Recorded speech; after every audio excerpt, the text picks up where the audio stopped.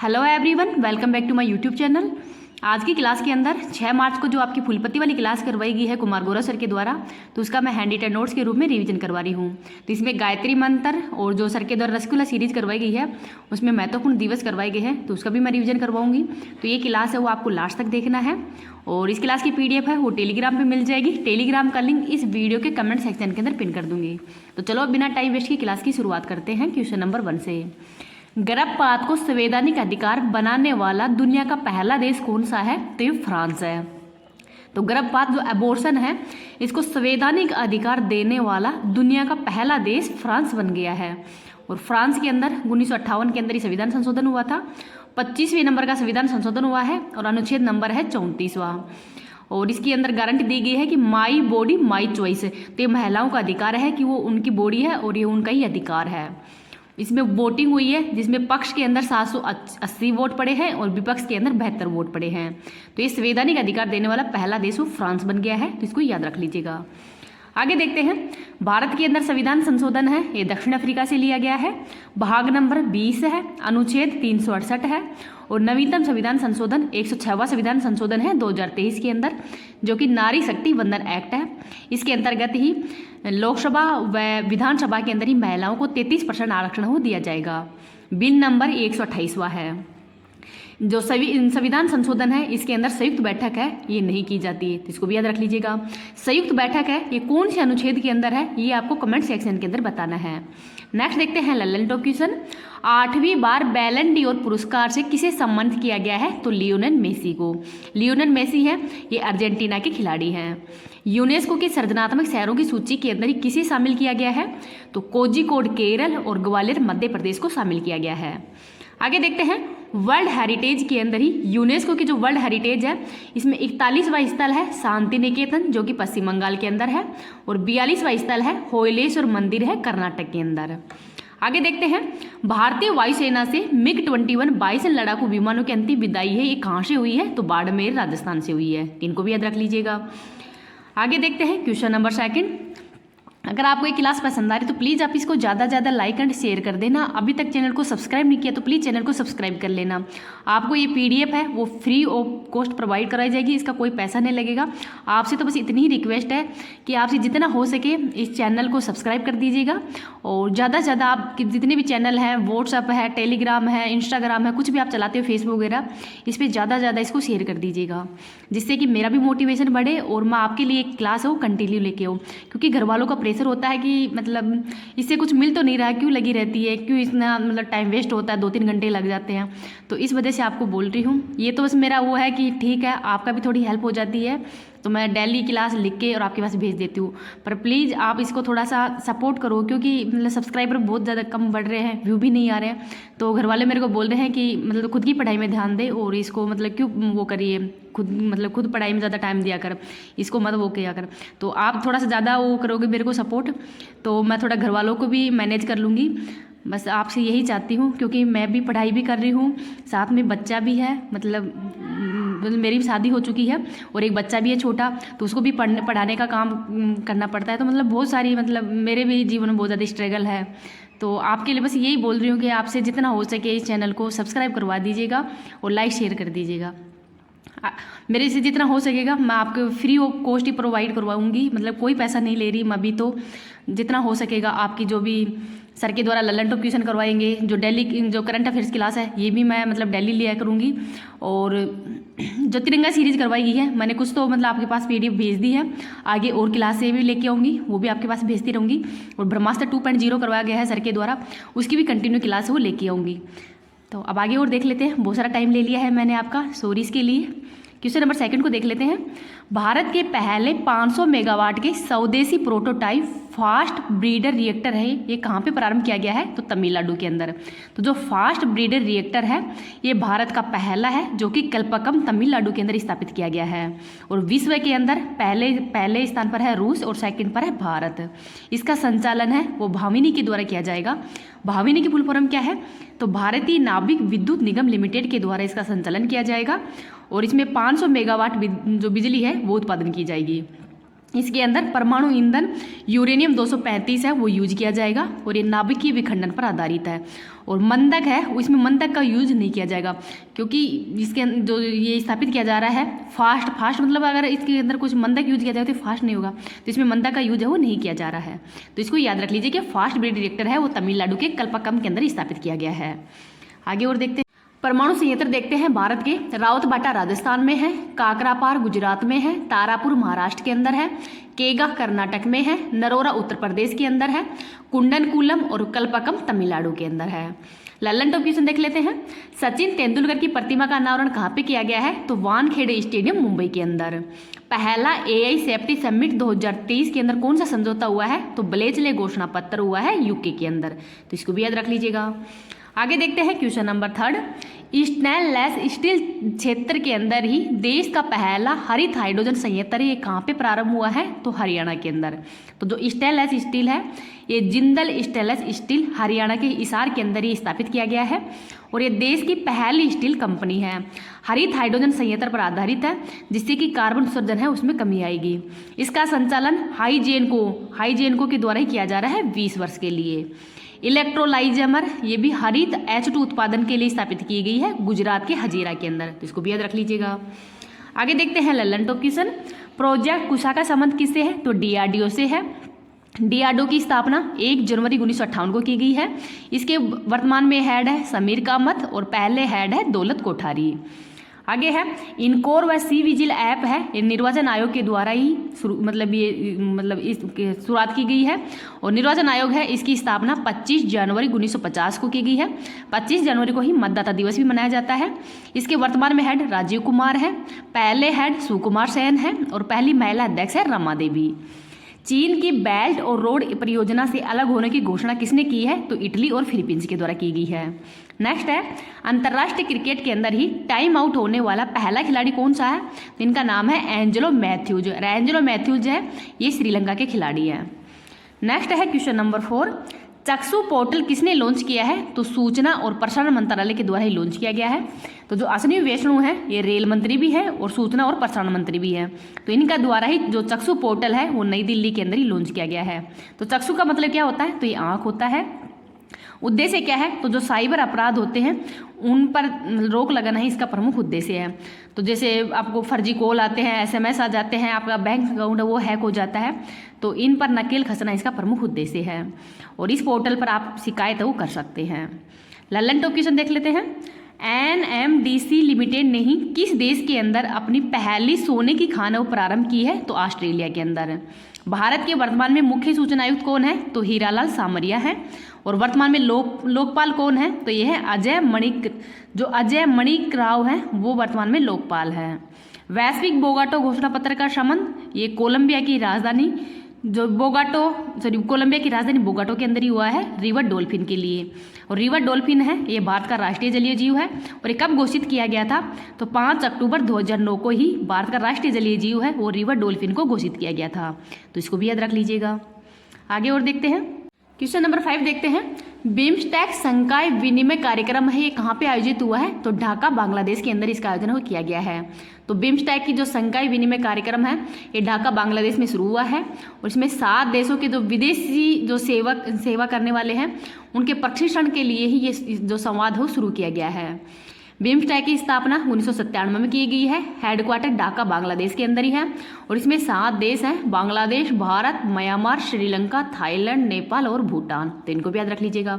आप इस क्लास को है ना पढ़ते हो तो थोड़ा ध्यान से पढ़ा करो। कभी कभी किसी भी क्वेश्चन में गलत हो जाता है, या तो लिखने में गलत हो जाता है या फिर बोलने में गलत हो जाता है, तो आप प्लीज़ कमेंट सेक्शन के अंदर बता देना।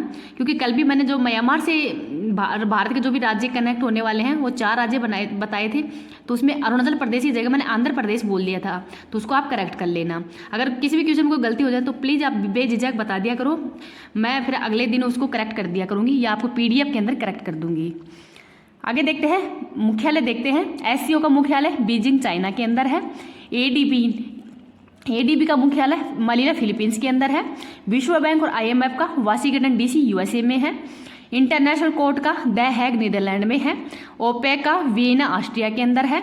नाटो का ब्रुसेल्स बेल्जियम के अंदर है। शार्क का काठमांडू में है और WEF का तो जिनेवा स्विट्जरलैंड के अंदर ही है। WWF का ग्लैंड स्विट्जरलैंड के अंदर है। आसियान का जकार्ता इंडोनेशिया के अंदर है। UNO का न्यूयॉर्क के अंदर है। FAO का रोम इटली में है। EU का ब्रुसेल्स के अंदर है। और अफ्रीकन यूनियन का अदिस अबाबा के अंदर है। IUCN का ग्लैंड के अंदर है। UNEP का नैरोबी केन्या के अंदर है। ILO, WTO और WHO इन तीनों का ही जिनेवा स्विट्जरलैंड के अंदर है। इनको भी याद रख लीजिएगा। ललन टॉप क्वेश्चन देखते हैं। सुल्तान जोहर कप 2023 के अंदर ही भारतीय हॉकी टीम ने कौन सा पदक जीता है? तो कांस्य पदक जीता है। वायु गुणवत्ता की निगरानी के लिए ही एटमान उत्कृष्टता केंद्र है वो किसने लॉन्च किया है? तो IIT कानपुर के द्वारा।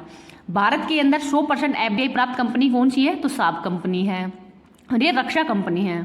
पहली बार T20 सईद मुश्ताक अली ट्रॉफी है वो किसने जीती है? तो पंजाब के द्वारा। आगे देख लेते हैं जो सर ने करवाए हैं। मैंने एक भी क्वेश्चन इसमें नहीं छोड़ा है। ललन टॉप क्वेश्चन प्लस के अंदर जो सर ने वैसे भी करवाए हैं वो क्वेश्चन भी इसमें शामिल है। तो आपसे मैं डेली ऐसे ही क्वेश्चन करवाया करूंगी, मतलब ललन टॉप क्वेश्चन वो इसमें शामिल होंगे। तो आप इस चैनल को सब्सक्राइब कर लीजिएगा। क्वेश्चन नंबर 6 देखते हैं। दुनिया की पहली जेट सूट रेस का आयोजन है वो कहाँ पे प्रारंभ हुआ है? तो UAE के अंदर। UAE की राजधानी अबू धाबी है और ये आयरन मैन थीम है उस पर आधारित है। इसमें 90 सेकेंड के अंदर ही मतलब जो ये जेट रूस रेस है इसका आयोजन किया जाएगा। इसका विजेता कल्फान है वो इसका विजेता बना है। ऑस्ट्रेलिया की राजधानी कैनबरा है। दक्षिण कोरिया की राजधानी सियोल है। ललन टॉप क्वेश्चन देखते हैं। ICC cricket hall of fame में शामिल पहली भारतीय महिला खिलाड़ी कौन है? तो इनका नाम है डिएना एडुलजी। ब्रिटेन के नए विदेश मंत्री डेविड कैमरून हैं। गोवा के अंदर राष्ट्रीय खेलों में ही सर्वश्रेष्ठ पुरुष एथलीट का अवार्ड है वो श्री हरि नटराज को दिया गया है। इनका नाम भी याद रख लीजिएगा। क्वेश्चन नंबर 7 देखते हैं। संसद में राष्ट्रीय युवा संसद उत्सव के 5वें संस्करण का आयोजन है वो किसने किया है? तो युवा एंड खेल मंत्रालय के द्वारा किया गया है। और युवा एंड खेल मंत्रालय के मंत्री कौन है? तो अनुराग ठाकुर है।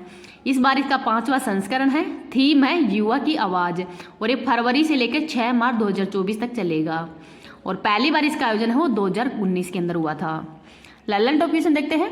ICC क्रिकेट विश्व कप 2023 का खिताब किसने जीता है? तो ऑस्ट्रेलिया के द्वारा जीता गया है 6ठी बार। और ICC क्रिकेट विश्व कप का आयोजन भारत के अंदर हुआ है और भारत इसका उपविजेता बना है। 72वीं मिस यूनिवर्स 2023 का खिताब विजेता तो सैनिस पलासियोस है जो कि निकारागुआ की रहने वाली हैं। भारतीय मसाला अनुसंधान संस्थान कोझिकोड ने ही काली मिर्च की कौन सी नई किस्म विकसित की है? तो IISR चंद्रा विकसित की है। नेक्स्ट है क्वेश्चन नंबर 8। BSF की पहली महिला स्नाइपर कौन बनी है? तो इनका नाम है सुमन कुमारी। तो सुमन कुमारी है ये मंडी हिमाचल प्रदेश की रहने वाली है और इनकी ट्रेनिंग है वो इंदौर मध्य प्रदेश के अंदर हुई है। जो महिलाएं हैं जो प्रमुख महिला हैं पहली महिला बनी है उनको देख लेते हैं।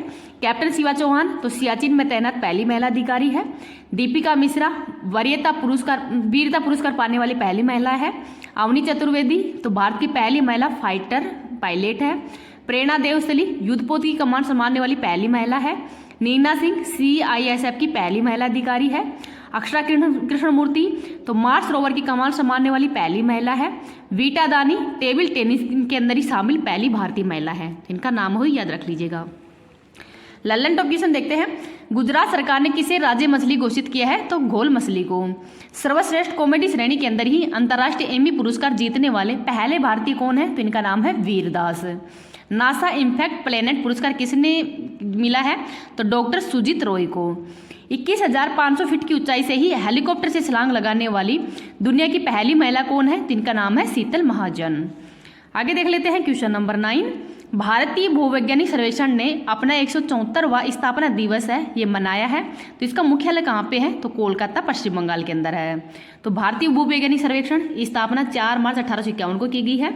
वर्तमान में हेड है श्री जनार्दन प्रसाद है ये उसके वर्तमान में हेड है। आगे है न्यूयॉर्क स्थित वेलकम हेवल सेंटर ने अपना life time disturbing the peace award किसे प्रदान किया है? तो सलमान रुशीदी को। विश्व के पहले 3D मुद्रित मंदिर का निर्माण कहाँ पे हुआ है? तो तेलंगाना में। बुकर पुरस्कार 2023 पॉलिस को दिया गया है और ये आयरलैंड के रहने वाले हैं। भारतीय तटरक्षक बल ने ही 9वां राष्ट्रीय प्रदूषण प्रतिक्रिया अभ्यास नेट पोलरेक्स है ये कहाँ पे आयोजित किया है? तो गुजरात के अंदर। आगे है क्वेश्चन नंबर 10। अंतर्राष्ट्रीय खगोलीय संघ द्वारा खोजे गए 3 नए चंद्रमाओं का संबंध किससे है? तो ये 3 चंद्रमा के उपग्रह है नेपच्यून और यूरेनस। तो ये जो वरुण है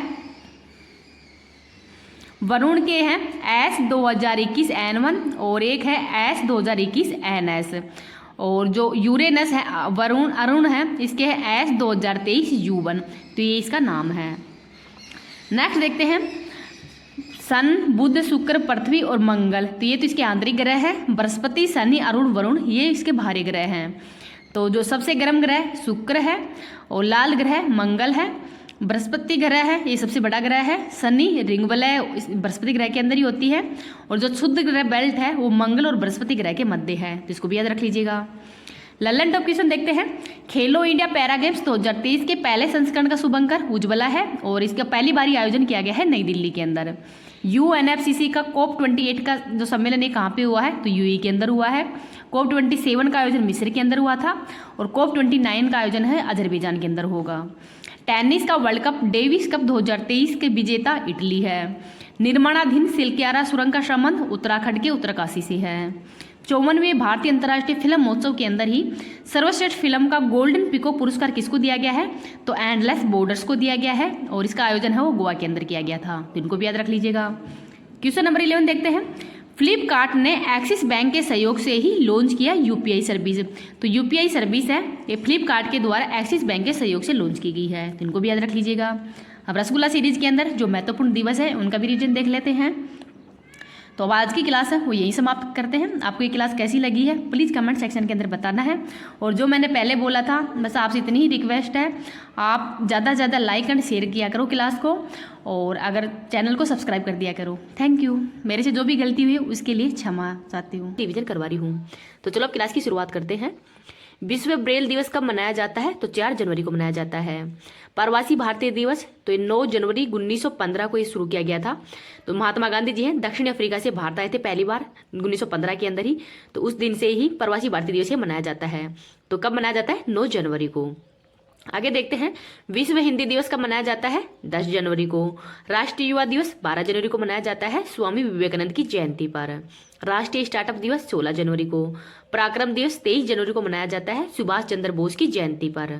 आगे देखते हैं राष्ट्रीय बालिका दिवस 24 जनवरी को। राष्ट्रीय मतदाता दिवस 25 जनवरी को।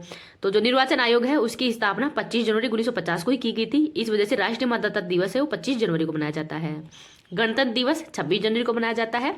और इस बार गणतंत्र दिवस है उस पर मुख्य अतिथि कौन थे, तो जो फ्रांस के राष्ट्रपति एमल मैक्रो हैं वो इस पर मुख्य अतिथि थे। आगे देखते हैं विश्व आर्द्रभूमि दिवस 2 फरवरी को मनाया जाता है। विश्व कैंसर दिवस 4 फरवरी को। विश्व रेडियो दिवस 13 फरवरी को। और जो राष्ट्रीय महिला दिवस है वो भी 13 फरवरी को ही मनाया जाता है सरोजिनी नायडू जी की जयंती पर। आगे देखते हैं अंतर्राष्ट्रीय मातृभाषा दिवस 21 फरवरी को मनाया जाता है। राष्ट्रीय विज्ञान दिवस 28 फरवरी को। विश्व वन्य जीव दिवस 3 मार्च को मनाया जाता है।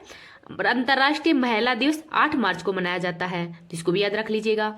इस क्लास की PDF है वो मैं टेलीग्राम पे डाल दूंगी। टेलीग्राम का लिंक इस वीडियो के कमेंट सेक्शन के अंदर मिल जाएगा। आगे देखते हैं विश्व उपभोक्ता दिवस 15 मार्च को। राष्ट्रीय टीकाकरण दिवस 16 मार्च को। अंतर्राष्ट्रीय खुशहाली दिवस 20 मार्च को मनाया जाता है। और विश्व गौरैया दिवस भी 20 मार्च को ही मनाया जाता है। विश्व जल दिवस 22 मार्च को। विश्व क्षय रोग दिवस 24 मार्च को। राष्ट्रीय समुद्री दिवस 5 अप्रैल को राष्ट्रीय समुद्री दिवस मनाया जाता है। विश्व स्वास्थ्य दिवस 7 अप्रैल को मनाया जाता है। तो 7 अप्रैल 1948 को ही जो WHO है इसकी स्थापना की गई थी। विश्व धरोहर दिवस 18 अप्रैल को। विश्व पृथ्वी दिवस 22 अप्रैल को मनाया जाता है। राष्ट्रीय पंचायती राज दिवस 24 अप्रैल को। विश्व पुस्तक दिवस 23 अप्रैल को। विश्व मलेरिया दिवस 25 अप्रैल को। अंतर्राष्ट्रीय श्रम दिवस जो श्रमिक दिवस है वो 1 मई को मनाया जाता है। आगे देखते हैं विश्व रेड क्रॉस दिवस 8 मई को। राष्ट्रीय प्रौद्योगिकी दिवस 11 मई को। अंतर्राष्ट्रीय नर्स दिवस 12 मई को। अंतर्राष्ट्रीय जैव विविधता दिवस 22 मई को मनाया जाता है। विश्व तंबाकू निषेध दिवस 31 मई को। विश्व पर्यावरण दिवस 5 जून को मनाया जाता है। विश्व खाद्य सुरक्षा दिवस 7 जून को। विश्व महासागर दिवस 8 जून को मनाया जाता है। अंतर्राष्ट्रीय योग दिवस 21 जून को मनाया जाता है। और इस बार की थीम क्या थी, तो वसुधैव कुटुंबकम के लिए योग। आगे है राष्ट्रीय चिकित्सक दिवस 1 जुलाई को मनाया जाता है। अंतर्राष्ट्रीय प्लास्टिक बैग मुक्त दिवस 3 जुलाई को। विश्व जनसंख्या दिवस 11 जुलाई को। और कारगिल विजय दिवस 26 जुलाई को, अंतर्राष्ट्रीय बाघ दिवस 29 जुलाई को, हिरोशिमा दिवस 6 अगस्त को, विश्व आदिवासी दिवस 9 अगस्त, अंतर्राष्ट्रीय युवा दिवस 12 अगस्त, विश्व हाथी दिवस ये भी 12 अगस्त को ही मनाया जाता है, राष्ट्रीय खेल दिवस 29 अगस्त को मनाया जाता है मेजर ध्यानचंद की जयंती पर, शिक्षक दिवस 5 सितंबर को मनाया जाता है, विश्व साक्षरता दिवस 8 सितंबर को, राष्ट्रीय हिंदी दिवस 14 सितंबर को मनाया जाता है, लोकतंत्र व जुगाड़ू दिवस 15 सितंबर को, ओजोन दिवस 16 सितंबर को, विश्व पर्यटन दिवस है ये 27 सितंबर को मनाया जाता है, अंतर्राष्ट्रीय अहिंसा दिवस 2 अक्टूबर को मनाया जाता है महात्मा गांधी जी की जयंती पर। आगे देखते हैं एयरफोर्स दिवस 8 अक्टूबर को, अंतर्राष्ट्रीय बालिका दिवस 11 अक्टूबर को, विश्व खाद्य दिवस 16 अक्टूबर को, संयुक्त राष्ट्र संघ दिवस तो ये 24 अक्टूबर को मनाया जाता है, विश्व सुनामी जागरूकता दिवस 5 नवंबर को, विश्व शौचालय दिवस 19 नवंबर को, संविधान दिवस 26 नवंबर को, राष्ट्रीय दुख दिवस 26 नवंबर को, विश्व एड्स दिवस 1 दिसंबर को मनाया जाता है, नौसेना दिवस 4 दिसंबर को, विश्व मृदा दिवस 5 दिसंबर को, मानव अधिकार दिवस 10 दिसंबर को, विजय दिवस 16 दिसंबर को। आगे है अन्नदाता दिवस 23 दिसंबर को, राष्ट्रीय उपभोक्ता दिवस 24 दिसंबर को, सुशासन दिवस 25 दिसंबर को मनाया जाता है अटल बिहारी वाजपेयी की जयंती पर। राष्ट्रीय बाल दिवस तो राष्ट्रीय बाल दिवस 26 दिसंबर को मनाया जाता है और ये पहली बार 2022 के अंदर इसकी शुरुआत की गई थी, तो इसको भी याद रख लीजिएगा।